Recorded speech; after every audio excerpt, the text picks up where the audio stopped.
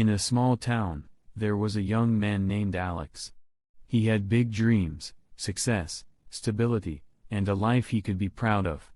But life didn't go as planned. He lost his job. His relationship broke apart.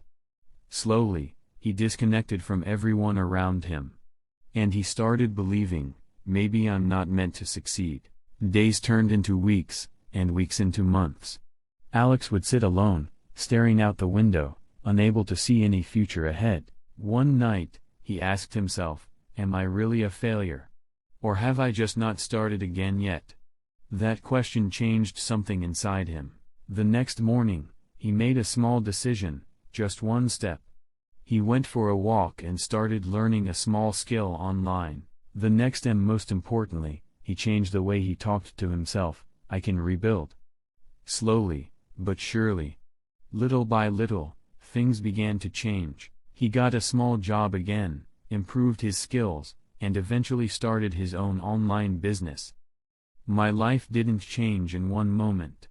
It changed in small decisions every day. Right pointing finger emoji, depression is not the end. It's just a pause. And after the pause, a new